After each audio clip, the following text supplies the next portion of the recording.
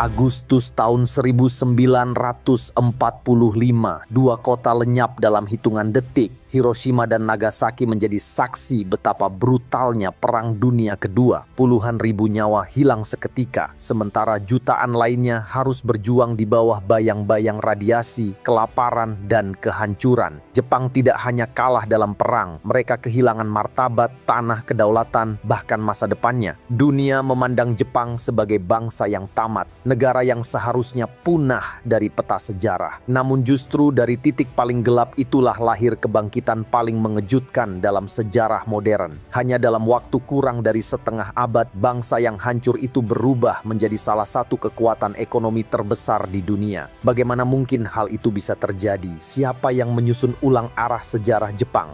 Dan strategi apa yang mereka gunakan untuk mengubah tumpukan reruntuhan menjadi pencapaian global? Inilah kisah luar biasa tentang Jepang. Sebuah negara yang bangkit bukan dengan senjata, melainkan dengan ilmu, disiplin, dan keberanian untuk melakukan perubahan.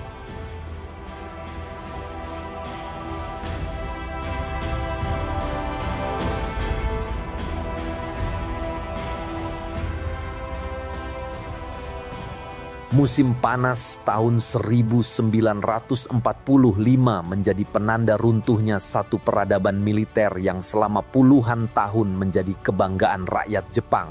Puncaknya terjadi ketika Amerika Serikat menjatuhkan 2 bom atom di Hiroshima pada tanggal 6 Agustus dan disusul Nagasaki 3 hari kemudian. Dalam sekejap, lebih dari 200.000 jiwa tewas. Bukan hanya karena ledakan, tetapi juga akibat radiasi yang mematikan, luka bakar, dan kanker yang terus berkembang bertahun-tahun setelahnya. Yang hancur bukan hanya tubuh manusia, tetapi juga moral, struktur sosial, ekonomi, dan keyakinan kolektif sebuah bangsa. Jepang menyerah tanpa syarat pada tanggal 15 Agustus tahun 1945. Kaisar Hirohito, yang selama ini dipuja sebagai dewa hidup, untuk pertama kalinya muncul di radio nasional dan mengakui kekalahan. Suaranya gemetar. Dan bagi rakyat Jepang saat itu bukan hanya kekalahan dalam perang, melainkan kehancuran total secara eksistensial. Negara ini benar-benar menjadi puing-puing. Hampir 9 juta orang kehilangan tempat tinggal. Kota-kota besar seperti Tokyo, Osaka, dan Yokohama telah lebih dulu dibombardir sejak tahun 1944, melumpuhkan 40% kapasitas industri nasional. Di luar 2 bom atom, total 66 kota Jepang dihancurkan lewat pengeboman konvensional. Menurut data dari United States Strategic Bombing Survey tahun 1946, lebih dari 50% kawasan industri dan pusat transportasi Jepang mengalami kerusakan berat. Di pedesaan, situasinya tak kalah menyedihkan. Pertanian gagal panen, distribusi makanan terputus, dan meroketnya inflasi memaksa rakyat kembali ke sistem barter dan pasar gelap. Pada akhir tahun 1945, produk domestik bruto Jepang turun drastis dari era sebelum perang, menyisakan hanya sekitar 15 miliar dolar Amerika pada nilai saat itu.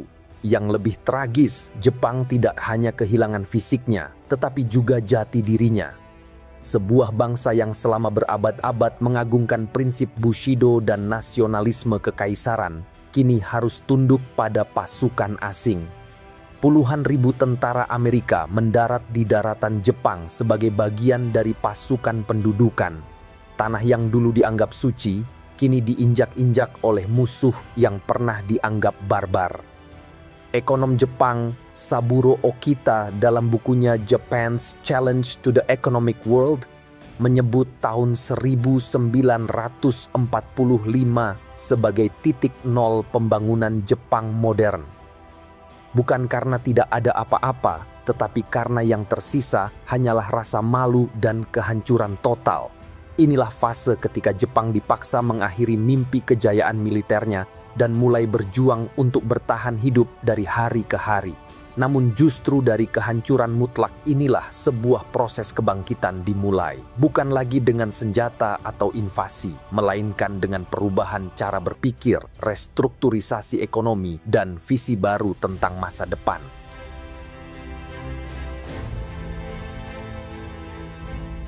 Setelah kekalahan itu, Jepang tidak dibiarkan berdiri sendiri. Amerika Serikat mengambil alih sepenuhnya pemerintahan Jepang sebagai negara pendudukan. Untuk pertama kalinya dalam sejarah modern, sebuah kekaisaran kuno diubah menjadi eksperimen demokrasi paling radikal di Asia Timur. Pusat dari semua perubahan itu adalah satu nama, Jenderal Douglas MacArthur, panglima tertinggi sekutu yang memimpin struktur administrasi militer bernama Supreme Commander for the Allied Powers atau SCAP.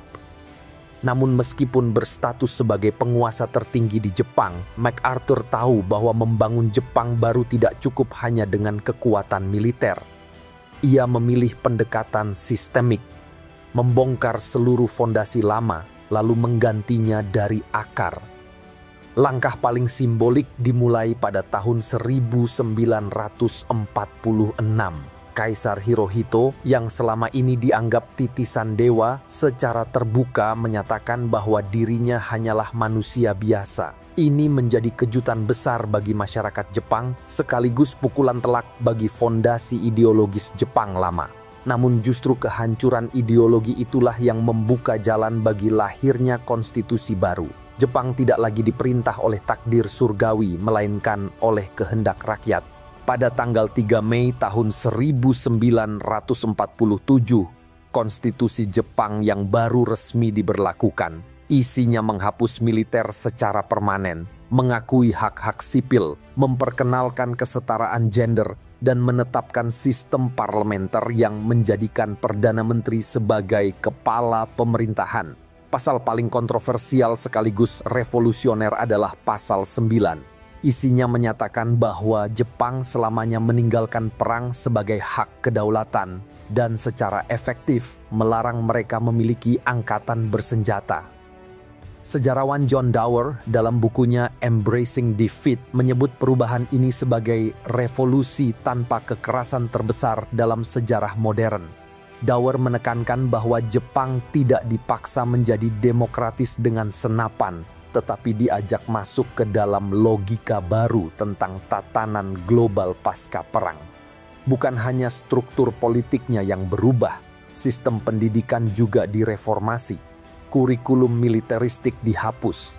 Ajaran loyalitas mutlak pada kaisar diganti dengan nilai-nilai liberalisme, tanggung jawab individu, dan kesetaraan. Universitas-universitas didorong untuk menjadi pusat inovasi, bukan alat propaganda. Media massa diberi kebebasan untuk mengkritik, sesuatu yang mustahil terjadi di era kekaisaran. Selama 2 tahun awal pendudukan, Jepang seperti tanah kosong yang ditanami ulang dengan benih-benih demokrasi dan modernitas. Namun, semua ini bukan tanpa perlawanan. Banyak elit lama yang diam-diam merasa kecewa. Banyak rakyat yang bingung dan merasa kehilangan identitas. Namun di tengah kekacauan itu, lahir satu konsensus baru. Jika Jepang ingin bertahan, mereka harus berubah. Dan perubahan itu harus dimulai dari dalam. Bukan hanya dari sistem, tetapi juga dari cara berpikir rakyatnya. Inilah fondasi awal yang nantinya memungkinkan Jepang bukan hanya bangkit, tetapi juga membentuk arah baru sejarahnya sendiri. Namun sebelum ekonomi bisa dibangun, ada satu warisan penting dari era kekaisaran yang harus dibongkar. Struktur konglomerat raksasa yang selama perang menjadi tulang punggung industri militer Jepang. Dan disinilah revolusi ekonomi Jepang yang sesungguhnya dimulai.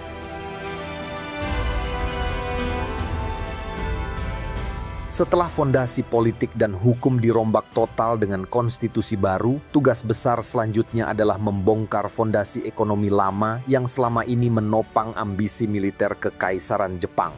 Sistem konglomerat raksasa yang dikenal sebagai Zaibatsu, nama-nama seperti Mitsubishi, Sumitomo, Mitsui, dan Yasuda bukan sekadar perusahaan. Mereka adalah struktur kekuasaan yang menguasai hampir seluruh sektor strategis, mulai dari perbankan, baja, tambang, hingga perdagangan luar negeri. Zaibatsu adalah tangan kanan ekonomi militer yang terjalin erat dengan keluarga kekaisaran.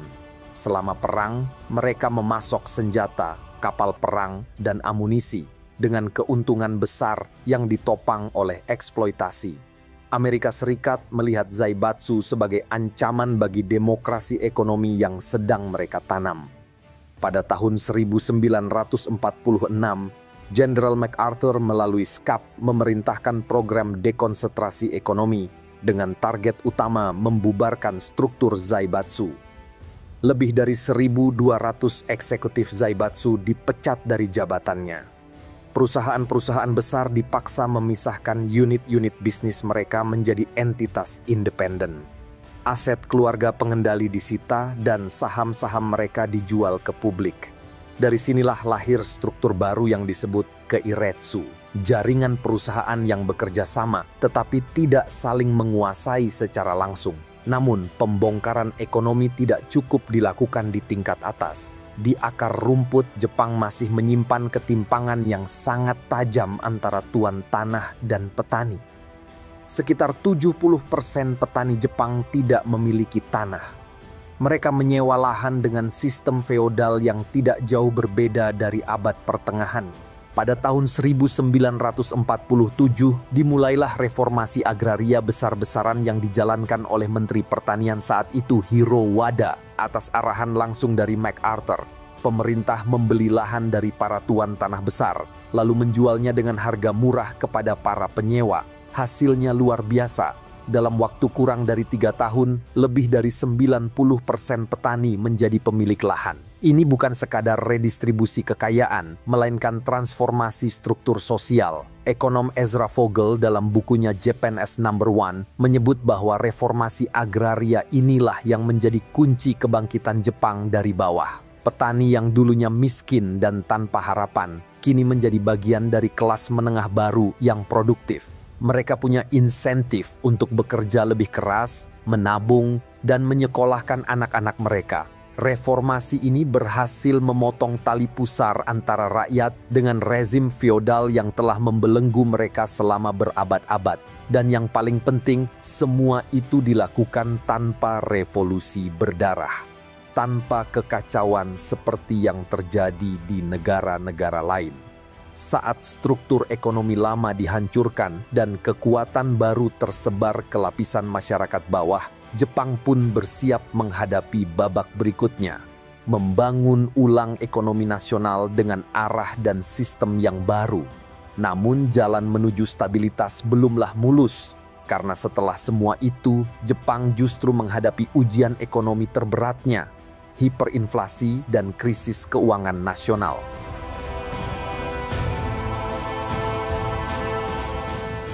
Reformasi politik dan ekonomi yang masif pasca Perang tahun 1945 memang membuka jalan bagi lahirnya Jepang baru. Namun transisi itu tidak datang tanpa harga. Di tengah euforia demokratisasi dan restrukturisasi ekonomi, Jepang justru terseret ke dalam jurang krisis keuangan yang hampir membuat negara ini bangkrut total. Pada akhir dekade 40-an, Jepang dihantam hiperinflasi yang menggerogoti seluruh sendi ekonomi. Harga barang melonjak hingga ratusan persen hanya dalam hitungan bulan. Uang kehilangan nilai, tabungan rakyat lenyap, dan sistem keuangan nyaris lumpuh. Meskipun bantuan makanan dan subsidi dari Amerika membuat konsumsi tetap tinggi, produksi nasional belum sepenuhnya pulih. Ketidakseimbangan pun terjadi di mana-mana. Situasi ini menjadi alarm bagi Washington. Amerika yang semula ingin menghukum Jepang dengan reformasi keras, kini mulai sadar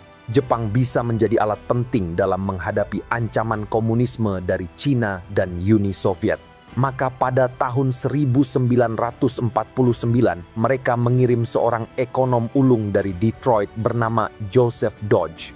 Ia ditugaskan sebagai kepala penasihat ekonomi SCAP dengan satu misi, menyelamatkan Jepang dari kehancuran finansial.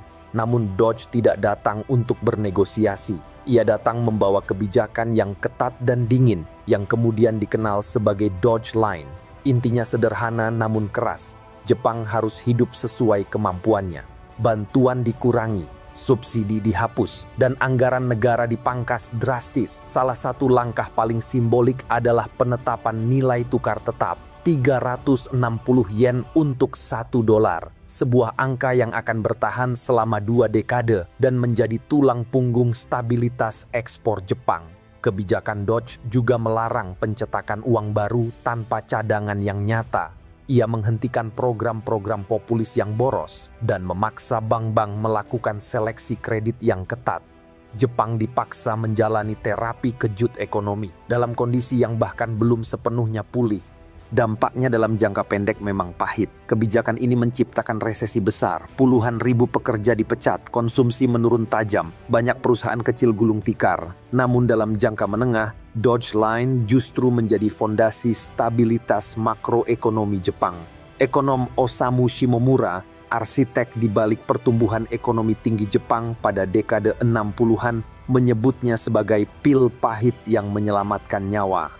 Berkat kebijakan ini, sistem moneter Jepang kembali kredibel, nilai tukar menjadi stabil, dan arus investasi mulai berdatangan. Stabilisasi ekonomi ini juga menjadi titik balik penting bagi Jepang untuk mendapatkan kembali kedaulatan fiskalnya. Ketika ekonomi mulai pulih, Jepang tidak lagi hanya bergantung pada bantuan Amerika, tetapi mulai merancang peta jalan industrialisasinya sendiri. Namun sebelum Jepang sempat bernapas lega, tahun 1950 meletus sebuah konflik besar di semenanjung Korea, dan tanpa disangka perang itu justru menjadi peluang emas bagi industri Jepang untuk bangkit dengan kecepatan luar biasa.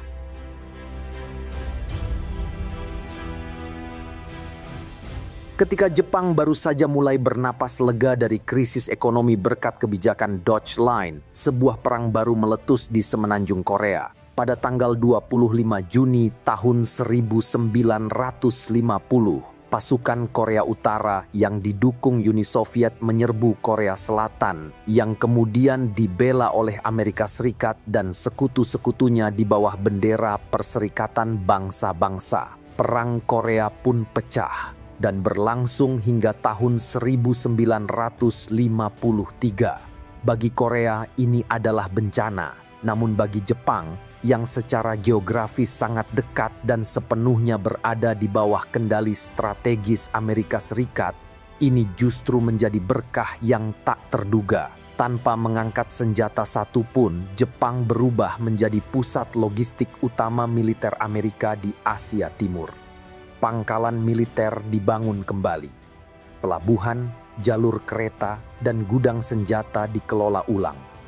Amerika memesan dalam jumlah yang luar biasa besar, truk, tenda militer, bahan makanan, pakaian, amunisi, dan berbagai perlengkapan perang lainnya. Semuanya diproduksi oleh pabrik-pabrik Jepang. Ini bukan lagi sekadar bantuan, ini adalah kontrak nyata dengan nilai yang sangat besar. Dalam laporan resmi SCAP tahun 1952 disebutkan, total nilai kontrak perang Korea yang mengalir ke Jepang mencapai lebih dari 3,5 miliar dolar Amerika. Angka itu setara dengan hampir setengah PDB Jepang saat itu. Industri berat seperti baja, semen, dan tekstil tiba-tiba hidup kembali. Pabrik-pabrik yang sebelumnya sunyi kini kembali berdentum. Dan dari dentuman inilah roda ekonomi Jepang mulai berputar menuju kebangkitannya yang sesungguhnya. Seorang tokoh penting dalam pengelolaan transisi industri ini adalah Ichimada Hisato, gubernur Bank of Japan kala itu. Ia memainkan peran krusial dalam mengatur aliran kredit dan mencegah ekonomi Jepang mengalami overheating di tengah lonjakan produksi akibat perang. Di sisi lain, para birokrat di Kementerian Perdagangan dan Industri, cikal bakal MITI, mulai memetakan arah industrialisasi jangka panjang. Mereka memanfaatkan momentum perang untuk membangun fondasi sektor manufaktur nasional yang tangguh. Efeknya terasa dalam waktu singkat. Antara tahun 1950 hingga 1953, produk domestik bruto Jepang melonjak hampir 50%. Produksi industri meningkat 2 kali lipat. Ekspor Jepang mulai menembus pasar Asia. Bahkan, tenaga kerja di sektor manufaktur naik lebih dari 30%. Inilah awal dari transformasi besar dari negara penerima bantuan menjadi negara produsen yang kembali percaya diri. Lebih dari sekadar keuntungan finansial, Perang Korea mengubah cara pandang Jepang terhadap pembangunan. Para pejabat di Tokyo mulai menyadari satu hal penting, bahwa keamanan, ekonomi, dan politik internasional tidak bisa dipisahkan. Jika Jepang ingin benar-benar bangkit, mereka harus mandiri secara ekonomi. Dan untuk itu mereka tak bisa lagi bergantung pada pesanan perang. Momen inilah yang membuka jalan bagi konsolidasi politik besar-besaran. Dan dari proses itu lahirlah satu partai dominan yang akan mengawal pembangunan ekonomi Jepang selama puluhan tahun ke depan. Ketika mesin industri Jepang mulai menghangat pasca Perang Korea, ada satu hambatan serius yang masih mengganjal, ketidakstabilan politik dalam negeri. Sejak tahun 1945, sistem multipartai yang baru lahir melalui konstitusi telah menghasilkan parlemen yang terfragmentasi. Pergantian Perdana Menteri dan Kabinet terjadi terlalu sering, membuat mustahil bagi Jepang untuk merancang kebijakan ekonomi jangka panjang yang berkelanjutan. Amerika Serikat yang masih mengawasi Jepang secara strategis, mendorong stabilisasi politik domestik sebagai bagian dari rencana regional untuk membendung komunisme di Asia. Maka, pada tahun 1955, lahirlah sebuah partai politik hasil fusi dua kekuatan konservatif terbesar di Jepang, Partai Liberal dan Partai Demokrat Jepang yang bersatu menjadi Partai Demokrat Liberal atau Liberal Democratic Party (LDP). Tokoh sentral di balik penyatuan ini adalah Ichiro Hatoyama, politisi senior yang kemudian menjabat sebagai Perdana Menteri Jepang setelah terbentuknya LDP. Ia menyadari bahwa Jepang tidak mungkin membangun ekonomi tanpa kepastian politik. Hatoyama segera memperkuat posisi Perdana Menteri, menegosiasikan ulang hubungan keamanan dengan Amerika Serikat, dan mempercepat proses reintegrasi Jepang ke dalam sistem internasional. Namun, lebih dari sekadar penyatuan kekuatan politik, pembentukan LDP adalah langkah strategis yang memungkinkan Jepang memiliki pemerintahan yang relatif stabil selama lebih dari 3 dekade berikutnya. Partai ini mendominasi parlemen Jepang dari tahun 1955 hingga 1993 tanpa pernah benar-benar kalah dalam pemilu nasional.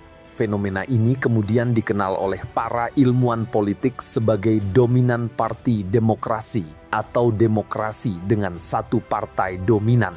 Partai ini menjadi pengendali utama arah pembangunan Jepang, mulai dari kebijakan industri, fiskal, pendidikan, hingga hubungan luar negeri. Di bawah naungan LDP, para teknokrat dan birokrat diberi ruang besar untuk merancang strategi pembangunan negara, tanpa harus terjebak dalam siklus politik populis. Salah satu figur kunci dari era ini adalah Hayato Ikeda, mantan Menteri Keuangan yang kelak menjabat sebagai Perdana Menteri pada awal tahun 60-an. Ikeda dikenal sebagai arsitek rencana pertumbuhan ekonomi Jepang jangka panjang, rasional, terukur, dan berfokus pada ekspor. Dengan lahirnya LDP dan konsolidasi kekuasaan di tangan satu partai, Jepang akhirnya memiliki satu hal yang sangat mereka butuhkan: kontinuitas. Tidak ada lagi kebijakan zigzag setiap kali kabinet berganti.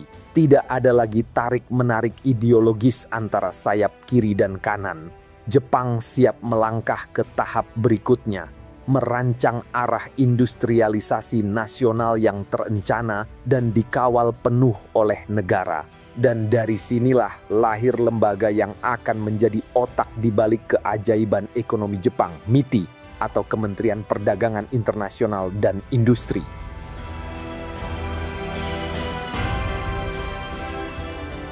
Setelah stabilitas politik tercapai di bawah dominasi Partai Demokrat Liberal, Jepang tidak lagi hanya berbicara soal bertahan hidup.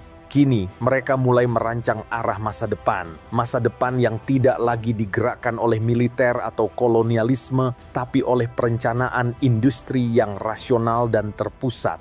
Pusat komando dan otak di balik industrialisasi Jepang modern adalah satu lembaga, MITI, atau Ministry of International Trade and Industry. Lembaga ini sebenarnya sudah dibentuk sejak tahun 1949, namun perannya mulai menjadi sentral sejak pertengahan dekade 50-an.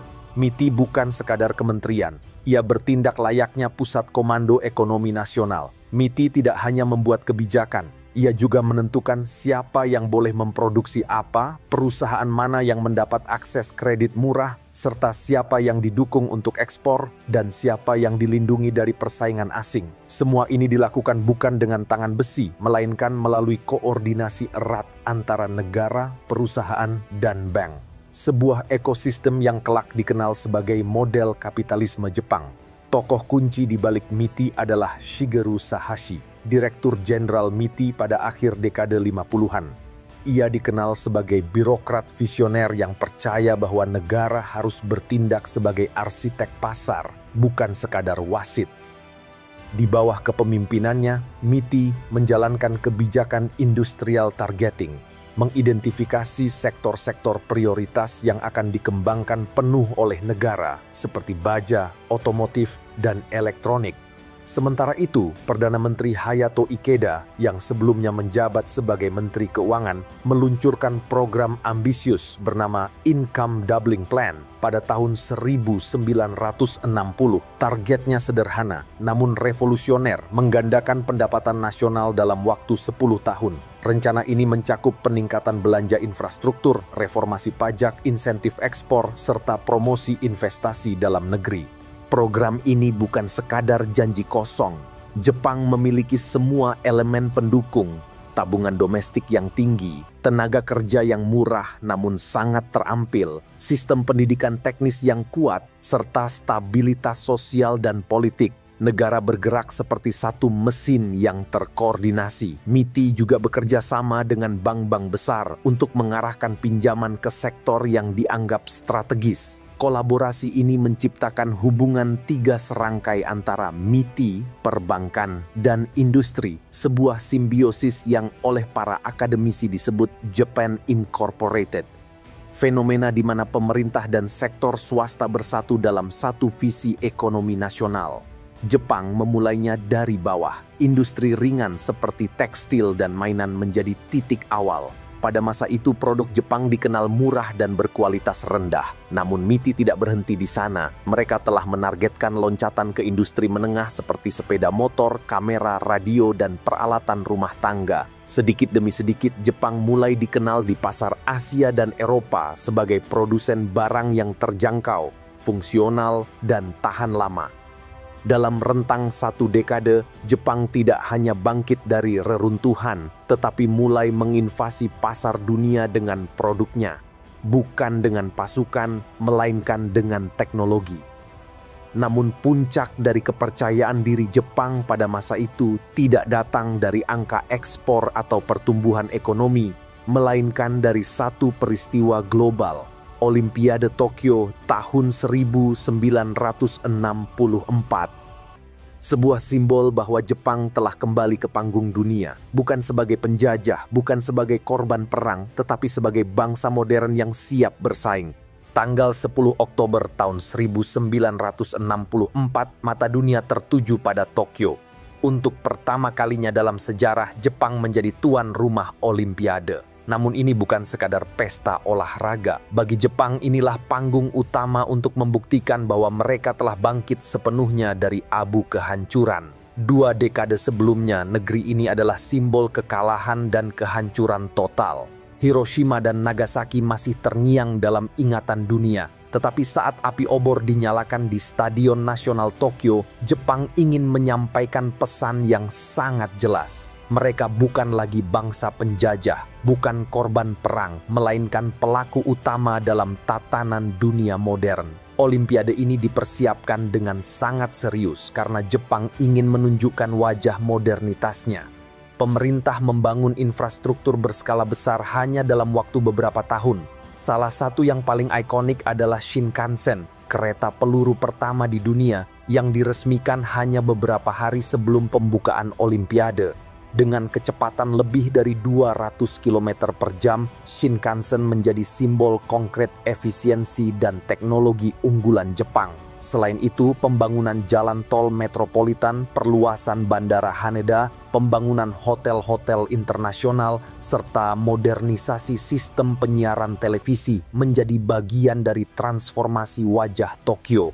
Jepang bahkan menjadi negara pertama yang menyiarkan Olimpiade secara langsung lewat satelit ke seluruh dunia, menggunakan teknologi dari satelit Syncom 3 milik Amerika Serikat.